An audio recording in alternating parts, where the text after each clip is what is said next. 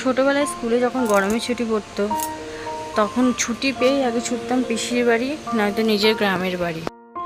সারা দুপুর যাতে দুষ্টুমি না করি তার জন্য ছোটো পিসি আমাকে দুপুরবেলা পাশে শুয়ে কত ধরনের গল্প বলতো। সেই গল্পের মধ্যে থাকতো ভূতের গল্প, শীদেল চোরের গল্প, বাবার ছোটোবেলায় দুষ্টুমির গল্প, আবার পিসির সংসারের যাবতীয় গল্প। নতুন সংসারে এসে ছোট ছোট দেওর ননদদেরকে আগলে রাখা, তাদেরকে ভালোবাসা দিয়ে বড় করা, যত্ন আত্তি করা, সংসারটাকে একসুতোয় বেঁধে রাখা, এই গল্প। যেহেতু পরিবার অনেক বড় ছিল তাই পিসি সারাদিন হেসেলেই কেটে যেত। আর যেহেতু পিসি ছিল বাড়ির বড় বউ, তাই সবাইকে খাইয়ে তবেই পিসি খেতে বসতে পারত।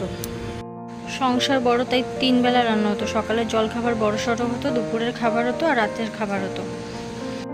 তখনকার দিনে কোনো বাড়িতে না ছিল কোনো ফ্রিজ, না ছিল কোনো টেলিফোন, তাই কোনো কুটুম আসার আগে যে ফোন করে জানিয়ে দেবে এখনকার মতো, সেই উপায় তখন ছিল না।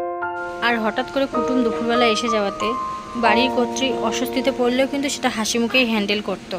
আমার পিসির জীবনেও কিন্তু এই অভিজ্ঞতা বহুবার হয়েছে। সবাইকে খাইয়ে হয়তো নিজের খাবারটা সবে গুছিয়ে বসেছে, সেই সময় সদর দরজায় কড়া নাড়ার আওয়াজ।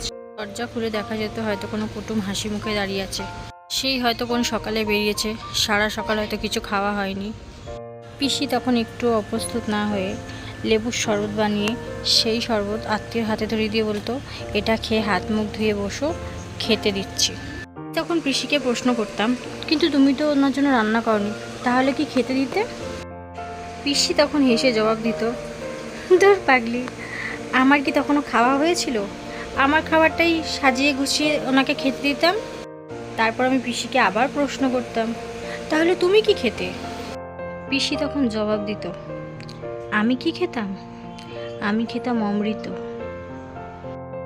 ওটা আমার কাছে অমৃতই বটে।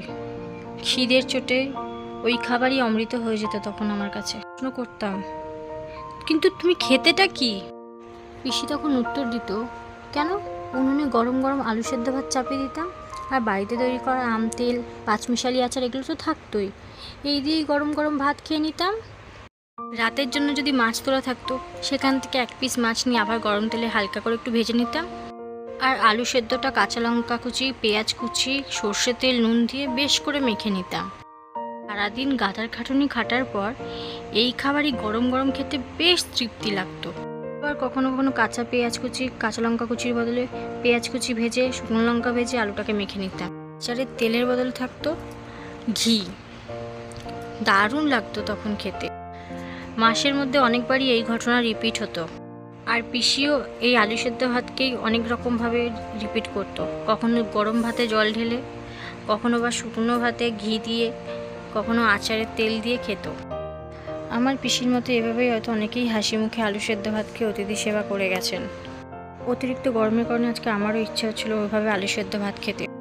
খেতে খেতে এটাই ভাবছিলাম যে আজকে আমাকে অতিরিক্ত গরমের জন্য আলু সেদ্ধ ভাত খেতে হচ্ছে, নিজের ভালো লাগার জন্য। পিসি কিন্তু এটা ভালো লাগার জন্য খেত না, খেত পরিস্থিতির চাপে পড়ে।